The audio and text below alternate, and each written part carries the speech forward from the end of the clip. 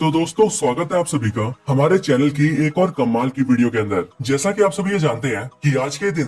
आज के दिन मार्वल स्टूडियोज ने अपने सीक्रेट इन्वेजन टीवी सीरीज के पहले एपिसोड को रिलीज कर दिया है। और जैसा कि मैंने आप सभी से प्रॉमिस किया था कि मैं आपके लिए इस पूरी टीवी सीरीज के सारे एपिसोड्स को एक्सप्लेन करूंगा, इसीलिए मैं इसके पहले एपिसोड के एक्सप्लेनेशन वीडियो के साथ आप सभी के सामने आ चुका हूँ। तो आज आप इस वीडियो में पूरा एंड तक बने रहिए, क्योंकि आज के इस वीडियो के अंदर हम सीक्रेट इन्वेजन टीवी सीरीज के पहले पार्ट की पूरी स्टोरी को एक्सप्लेन करने वाले हैं। तो अगर ये वीडियो देखने के बाद आपको वीडियो पसंद आती है तो आप इस वीडियो को लाइक भी जरूर करना, और आप इसके सेकंड पार्ट के लिए कितना एक्साइटेड है ये आप मुझे कमेंट्स में भी बताना। और हाँ, अगर आप में से किसी ने अभी तक हमारे चैनल को सब्सक्राइब नहीं किया है तो प्लीज आप जल्दी से हमारे चैनल को सब्सक्राइब भी कर लीजिए, और सब्सक्राइब बटन के बगल के बेल आइकन को भी ऑल पर सेट कर लीजिए, ताकि जब भी हमारी कोई नई वीडियो अपलोड हो तो आप उस वीडियो को सबसे पहले देख सकें। तो फिर आइए अब हम बिना किसी देरी के आज की इस कमाल की वीडियो को स्टार्ट करते हैं।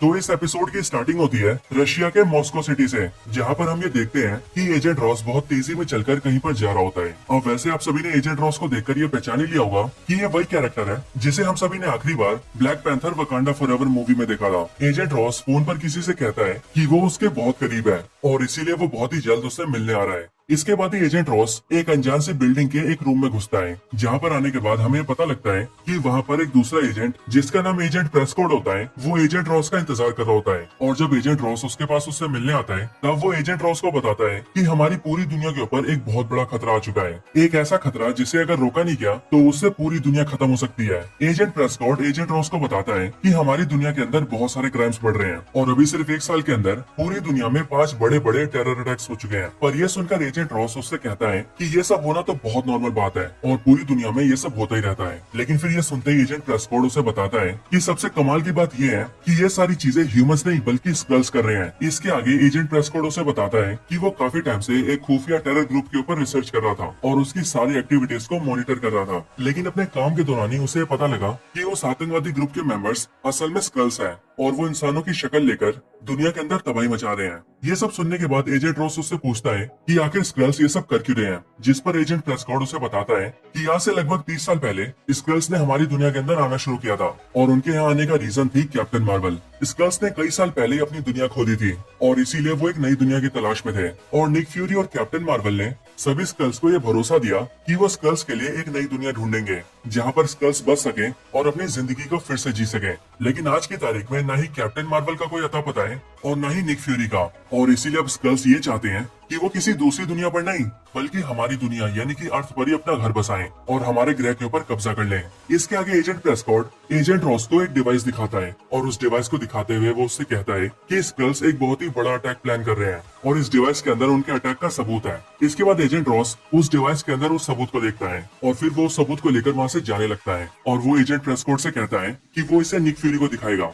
लेकिन तभी एजेंट प्रेस्कॉट को एजेंट रॉस के ऊपर शक होता है और वो ये समझ जाता है कि एजेंट रॉस असल में असली एजेंट रॉस नहीं है बल्कि वो एक स्क्रल है, और इसीलिए वो उससे लड़ने लगता है। लेकिन वो स्क्रल जो कि एजेंट रॉस बना हुआ था वो एजेंट प्रेस्कॉट को गोली से मार देता है और वहाँ से भाग जाता है। लेकिन फिर तभी एक दूसरा आदमी एजेंट रॉस का पीछा करने लगता है और एजेंट रॉस जैसे उसे देखता है वैसे ही अपने पीछे एक आदमी को देखकर वो वहाँ से भागने लगता है और तेजी से एक बिल्डिंग के ऊपर चढ़ जाता है। लेकिन वो दूसरा इंसान भी जल्दी से एजेंट रॉस का पीछा करता है और उस बिल्डिंग की छत तक चला जाता है। लेकिन फिर तभी उनकी मुठभेड़ के चलते एजेंट रॉस वहाँ से नीचे गिर जाता है। इसके बाद ही वहाँ पर मारिया हिल भी आती है और वो किसी दूसरे इंसान को एजेंट रॉस के ऊपर हमला करते देखकर उसके ऊपर बंदूक तान देती है। लेकिन फिर तभी वो देखती है कि एजेंट रॉस असल में एक स्क्रल है और अपने मरने के बाद ही वो स्क्रल अपने असली रूप में आ जाता है, और जो आदमी एजेंट रॉस का यानी कि उस स्क्रल का पीछा कर रहा होता है वो भी असल में एक स्क्रल होता है जिसका नाम होता है टेलोस। अब अगर आप सभी ने कैप्टन मार्वल मूवी देखी होगी तब आप सभी टेलोस को जानते ही होंगे, और अगर तब भी आप लोग नहीं जानते तो मैं आप सभी को टेलोस के बारे में मेन बातें बता देता हूँ। असल में टेलोस एक स्क्रल है और ये स्क्रल्स के काउंसिल का एक मेन मेंबर है, और इसकी एक वाइफ है जिसका नाम है सोरेन और एक बेटी भी है जिसका नाम है गाया। और यहाँ पर क्योंकि मारिया हिल और टेलोस एक दूसरे को जानते थे इसीलिए वो दोनों एक दूसरे के साथ चले जाते हैं। इसके बाद ही एक जंगल के अंदर एक स्पेसशिप नीचे आकर लैंड करता है जिसके अंदर से निक फ्यूरी बाहर आता है और फिर वो स्पेसशिप वहाँ से उड़ जाता है। इसके बाद ही हम देखते हैं कि मारिया हिल निक फ्यूरी को अटेंड करती है और फिर वो उसे लेकर सीधा टेलोस के पास जाती है। टेलोस और निक फ्यूरी पुराने दोस्त हैं और इसीलिए वो निक फ्यूरी से पूछता है कि वो अब तक कहाँ पर था। जिस पर निक फ्यूरी उसे बताता है कि वो काफी सालों से अर्थ के बाहर था, यानी कि स्पेस में, और स्पेस के अंदर वो एक इंटरगैलेक्टिक स्पेस ऑर्गेनाइजेशन के अंदर काम कर रहा था जिसे कहा जाता है सेबर। लेकिन कुछ टाइम पहले मारिया हिल ने उसे कॉन्टेक्ट किया और उसे ये बताया कि दुनिया के ऊपर एक बड़ा खतरा मंडरा रहा है, कि हमारी दुनिया एक बड़े खतरे में है और इसीलिए मैं यहाँ पर आया हूँ दुनिया को बचाने के लिए। इसके बाद टेलोस निक फ्यूरी को सारी बातें बताता है। वो निक फ्यूरी से कहता है कि तुम जानते हो कि हम स्कल्स इस दुनिया में 30 सालों से हैं और अब अर्थ के अंदर स्कल्स की मात्रा हजारों या फिर लाखों में भी है। निक फ्यूरी, तुमने और कैप्टन मार्वल ने सभी स्कल से वादा किया था कि तुम सभी स्कल्स के लिए एक नया प्लेनेट ढूंढोगे और वहाँ पर उनके घर को बसाओगे, लेकिन अब तक तुमने अपने वादे को पूरा नहीं किया और इसीलिए बहुत सारे स्कल्स तुम्हारे खिलाफ हो चुके हैं। फ्यूरी, मैं पहले स्कल्स के हेड काउंसिल में था, लेकिन अब मुझे हेड काउंसिल से निकाल दिया गया है और अब हेड काउंसिल का मेंबर एक नया स्कल है जिसका नाम है ग्रेविक। निक फ्यूरी, ग्रेविक वो स्कल है जो कि तुमसे बहुत नफरत करता है और वो इसीलिए क्योंकि वो ऐसा मानता है कि तुमने स्कल से किए वादे को पूरा नहीं किया है और क्योंकि तुम कई साल पहले अचानक से गायब हो गए थे, इसीलिए ग्रेविक को ऐसा लगता है कि तुमने उसे धोखा दिया है और इसीलिए ग्रेविक, जो कि अब स्कल्स के हेड काउंसिल का भी मेंबर है, उसने अब भोले भाले स्कल्स का फायदा उठाकर उन्हें बागी बना दिया है और अब वो उन सबको अपनी आर्मी में शामिल कर रहा है, उन सबको लेकर एक सेना बना रहा है और ग्रेविक ने एक बहुत बड़े अटैक की प्लानिंग की है। और फ्यूरी, बस ये समझ लो कि अगर ग्रेविक ने अपने अटैक को अंजाम दे दिया और ग्रेविक का प्लान पूरा हो गया तो उसके बाद इस दुनिया से सारे इंसान मर जाएंगे, इस दुनिया से इंसानियत का खात्मा हो जाएगा और फिर उसके बाद इस पूरी दुनिया के ऊपर स्कल्स का राज होगा। स्कल्स अर्थ के ऊपर टेक ओवर कर लेंगे फ्यूरी। इसके आगे टेलोस निक फ्यूरी को ये भी बताता है कि ग्रेविक ने जो प्लान बनाया है उसके अकॉर्डिंग वो रशिया और यूएस दोनों को लड़वाना चाहता है और क्योंकि यूएस और रशिया दोनों ही दुनिया की सबसे पावरफुल कंट्रीज है, इसीलिए अगर इन दोनों के बीच एक बार फाइट स्टार्ट हो गई तो फिर उसके बाद पूरी दुनिया को खत्म होने में देर नहीं लगेगी और फिर जब सारे इंसान इस दुनिया से मारे जाएंगे तब वो सारे बागी स्कल्स के साथ मिलकर अर्थ के ऊपर टेक ओवर कर लेगा और फिर अर्थ को स्कल्स का नया घर बनाएगा। ये सब सुनने के बाद निक फ्यूरी टेलोस और मारिया हिल से कहता है कि उन्हें कुछ भी करके ये सब रोकना होगा, लेकिन तभी निक फ्यूरी वहाँ से बाहर निकलता है और वो मारिया हिल से कहता है कि वो थोड़ी देर टहल कर आ रहा है। बट जैसे निक फ्यूरी थोड़ा आगे चलता है वैसे एक गाड़ी आकर निक फ्यूरी को किडनैप कर लेती है और उसे एक लेडी के पास ले जाती है। लेकिन जब निक फ्यूरी उस लेडी से मिलता है तब हमें पता लगता है कि निक फ्यूरी उस लेडी को जानता है। उस लेडी का नाम सोनिया होता है जो कि यूके की खुफिया एजेंसी MI6 की एजेंट होती है और वो भी यहाँ पर ग्रेविक के प्लान को फेल करने आई होती है। यहाँ पर वो निक फ्यूरी से हालचाल पूछती है और उससे कुछ टाइम बातें करती है। अब यहीं पर मैं आप सभी को बता दूं कि ये सोनिया भी ग्रेविक और उसके सारे बागी स्कल्स के खिलाफ है, लेकिन फिर भी निक फ्यूरी इसके साथ काम नहीं करना चाहता और वो इसीलिए क्योंकि सोनिया सभी स्कल से बहुत नफरत करती है और इसीलिए वो ग्रेविक और उसके सारे साथियों को ढूंढकर उन्हें मारना चाहती है। लेकिन जबकि निक फ्यूरी ऐसा चाहता है कि वो स्कल्स को मारने की बजाय इस पूरे मैटर को शांति से सॉल्व कर दे। इसके बाद निक फ्यूरी सोनिया से मिलकर वहाँ से चला जाता है। इसके बाद दूसरी तरफ हम एक अनजान सी जगह को देखते हैं जो जगह देखने में एक पुराना आर्मी बेस जैसा लग रहा होता है। यहीं पर एक आदमी आता है जो कि अंदर घुसने की कोशिश कर रहा होता है, लेकिन वहाँ के गार्ड्स उस आदमी को रोक देते हैं और उसे अंदर नहीं जाने देते। लेकिन फिर तभी वहाँ पर एमिलिया क्लार्क आती है। अब यही मैं आपको बता दूं कि एमिलिया क्लार्क भी एक स्कल है जो कि असल में टेलोस की बेटी गाया है और गाया ने आज से काफी साल पहले ग्रेविक की टीम को ज्वाइन कर लिया था और वो इसीलिए क्योंकि वो भी ये चाहती थी कि सारे स्कल्स को उनका घर वापस मिल सके। यहाँ पर आने के बाद गाया उस आदमी से उसकी असलियत पूछती है, जिस पर वो आदमी सभी को दिखाता है कि वो असल में एक स्क्रल है। इसके बाद गाया उस नए स्क्रल को लेकर अंदर जाती है और अंदर आते हुए वो उसे समझाती है कि ये पूरी जगह बाहरी दुनिया से छुपी हुई है और असल में ये जगह हम स्कल्स का बेस है। बाहर की दुनिया में हम स्कल्स को छुपना पड़ता है और इन इंसानों का मुखौटा पहनना पड़ता है, लेकिन यहाँ इस जगह के अंदर हम लोग खुलकर रहते हैं, वो भी अपने असली स्कल फॉर्म में। साथ ही साथ यहाँ पर हम खुशी से रहते हैं और आज से तुम भी यहाँ पर रह सकते हो हम सबके साथ। इसके बाद ही गाया उस नए स्कल को एक ऐसी जगह दिखाती है जो जगह एक ऐसी जगह होती है जहाँ पर ये सारे बागी स्कल्स दुनिया भर के बहुत से आम लोगों को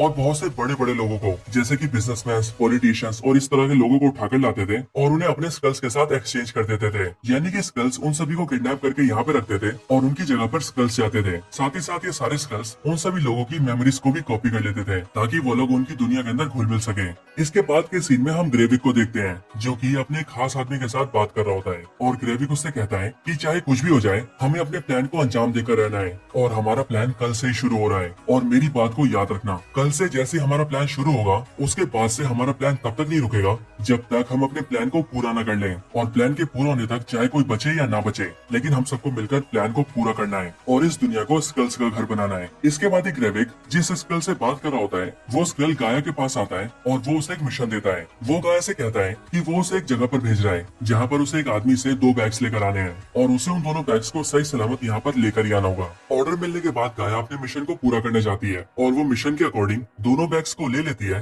और उस जगह से निकलकर अपने बेस में वापस जा रही होती है। लेकिन इसी टाइम पर हमें पता लगता है कि निक फ्यूरी अपनी टीम के साथ मिलकर इसी जगह के आसपास की मॉनिटरिंग कर रहा है, और वो इसीलिए क्योंकि निक फ्यूरी और उसकी टीम को ये पता लगा है कि बागी स्कल्स को जो चाहिए वो उन सबको यहीं आसपास ही मिलेगा। इसके बाद ही मारिया हिल गाया को देख लेती है और वो सभी से कहती है कि उसे गाया के ऊपर शक है और उसे ऐसा लग रहा है कि ये गाया बागी स्कल्स के साथ है, और फिर इसीलिए मारिया हिल गाया का पीछा करती है। लेकिन फिर तभी उन दोनों के बीच में मुठभेड़ होती है और गाया मारिया हिल को ढेर करके वहाँ से जाने लगती है। लेकिन फिर तभी पीछे से गाया का फादर टेलोस वहाँ पर आता है और वो गाया से कहता है कि शायद गाया जानती नहीं है लेकिन अब उसकी मदर सोरेन मर चुकी है, और जब उसकी मदर मर रही थी तब वो यही चाहती थी कि उसकी बेटी गाया जो कि ग्राविक के साथ मिल चुकी है और अब एक बागी स्कल बन चुकी है, वो वापस अपने घर आ जाए। अपनी मौत की खबर सुनने के बाद गाया को बहुत दुख होता है और फिर इसीलिए आगे टेलोस उससे कहता है कि वो इन दोनों बैग्स को उसे दे दे और ग्रेविक का साथ छोड़ दे। लेकिन गाया ऐसा करने से मना कर देती है और वो वहाँ से भाग जाती है और सीधा उन दोनों बैग्स को लेकर अपने बागी स्कल्स के बेस में पहुंच जाती है। लेकिन कुछ टाइम बाद ही गाया को अपने काम के ऊपर अफसोस होता है और फिर इसीलिए वो चुपके से अपने फादर टेलोस से मिलने जाती है। एक अनजान जगह पर टेलोस से मिलने के बाद वो उसे बताती है कि अपने मॉम के मौत की खबर सुनकर उसे बहुत बुरा लगा है और इसीलिए वो आपसे अपने फादर टेलोस का साथ देना चाहती है। वो टेलोस को ये बताती है कि आज दिन में जो बैग लेकर वो भाग रही थी उस बैग के अंदर बॉम्ब्स थे और ग्रेविक ने ऐसे टोटल 3 बॉम्ब्स मंगाए हैं, और ग्रेविक का ये प्लान है कि वो कल सुबह इन तीनों बॉम्ब्स को वो सोएडिनेन स्क्वायर के ऊपर ब्लास्ट करेगा, और ये जगह मॉस्को की एक बहुत फेमस जगह है जहाँ पर बहुत सारे लोग होते हैं। आगे गाया टेलोस से कहती है कि कल सुबह वो लोग इन तीनों बैग्स को लेकर उस जगह पर बॉम्ब्स फिट करने जाएंगे, लेकिन गाया उन तीनों बैग्स के ऊपर इंफ्रारेड को फिट कर देगी ताकि टेलोस, निक फ्यूरी और मारिया हिल उन तीनों बॉम्ब्स वाले बैग्स को ट्रेस कर सकें। इसके बाद अगली सुबह टेलोस, निक फ्यूरी और मारिया हिल गाया के कहे अनुसार उस लोकेशन पर पहुंच जाते हैं, और वहां पहुंचने के कुछ टाइम बाद वो लोग देखते हैं कि गाया और बाकी के बागी स्कल्स उन बॉम्ब्स वाले बैग्स को लेकर वहां पर आ चुके हैं। इसके बाद निक फ्यूरी, टेलोस और मारिया हिल तीनों मिलकर उन बैग्स को ट्रेस करने लगते हैं, और जो बागी स्कल उन बैग्स को लेकर जा रहा होता है वो लोग उनका पीछा करते हैं। लेकिन कुछ टाइम बाद जब टेलोस और मारिया हिल एक एक बैग को पकड़ लेते हैं तब उन दोनों बैग्स को देखकर उन्हें पता लगता है कि वो दोनों बैग्स असल में खाली है, और ग्रेविक बहुत होशियार है क्योंकि वो उन तीनों बॉम्ब्स को पहले से ही फिट कर चुका है। इधर दूसरी तरफ निक फ्यूरी एक छोटी सी बच्ची को देखता है और उसे देखकर निक फ्यूरी को उस पर शक होता है, लेकिन निक फ्यूरी जैसे उसका पीछा करता है वैसे ही वो देखता है कि वो छोटी बच्ची जल्दी जल्दी से अपना रूप बदल रही है, और फिर इसीलिए फ्यूरी को ये पता लग जाता है कि वो असलियत में एक स्क्रल है। लेकिन फिर तभी फ्यूरी को ये पता लगता है कि वो असल में स्क्रल तो है लेकिन वो स्क्रल है ग्रेविक, जो कि सीधा निक फ्यूरी के सामने खड़ा हो जाता है, और निक फ्यूरी के सामने खड़ा होकर वो एक एक करके उन तीनों बॉम्ब्स को ब्लास्ट कर देता है, जिससे कि वहाँ के आसपास का सब कुछ डिस्ट्रॉय हो जाता है और हर तरफ लोगों की भगदड़ मच जाती है। इसी भगदड़ में हम मारिया हिल को देखते हैं जो कि लोगों की मदद कर रही होती है, लेकिन फिर तभी उसके पास निक फ्यूरी आता है और वो मारिया हिल को गोली मार देता है। पर तभी हम देखते हैं कि वहाँ पर असली निक फ्यूरी भी आ जाता है और हमें पता लगता है कि जिस निक फ्यूरी ने मारिया हिल को गोली मारी है वो असल में ग्रेविक है। लेकिन जब तक निक फ्यूरी ग्रेविक को गोली मार पाता तब तक ग्रेविक भीड़ का फायदा उठाकर वहाँ से भाग जाता है, और फिर इसीलिए निक फ्यूरी मारिया हिल को देखने जाता है और वो मारिया हिल को बताता है कि उसे गोली मारने वाला वो नहीं बल्कि एक स्क्रल था, लेकिन गोली लगने की वजह से मारिया हिल की वहीं पर मौत हो जाती है, और फिर इसी के साथ ये एपिसोड यहीं पर खत्म हो जाता है। तो दोस्तों यही थी explanation video secret invasion TV series के पहले एपिसोड के ऊपर। आप सभी को ये वीडियो और इस कॉमिक सीरीज के पहले एपिसोड की स्टोरी कैसी लगी ये आप सभी मुझे कमेंट्स में जरूर बताएं। आप सबको ये वीडियो कैसी लगी आप कमेंट्स में मुझे ये भी बताएं, और इसके साथ ही साथ ये भी बताएं कि आप सभी इसके अगले पार्ट के लिए कितने एक्साइटेड हैं। और हाँ, सीक्रेट इन्वेजन टीवी सीरीज के साथ साथ हम सीक्रेट इन्वेजन कॉमिक सीरीज को भी एक्सप्लेन कर रहे हैं, और उसकी पहली वीडियो भी आप सभी को कल ही मिल जाएगी। तो इसी तरह से हमारे चैनल पर बने रहिए और इन सारी वीडियोस को देखकर एंजॉय करते रहिए। तो बस आज की इस वीडियो में इतना ही। इस वीडियो को यहीं पर एंड करते हैं। वीडियो पसंद आई हो तो लाइक करें, चैनल को सब्सक्राइब नहीं किया तो अभी के अभी सब्सक्राइब करें। बाकी वीडियो को शेयर करना चाहते हैं तो इसे अपने दोस्तों के साथ शेयर भी जरूर करें, और आप सभी इसी तरह से हंसते और मुस्कुराते रहें। बाकी मैं आप सबसे मिलता हूँ ऐसी किसी और बेहतरीन वीडियो में, तब तक के लिए गुड बाय।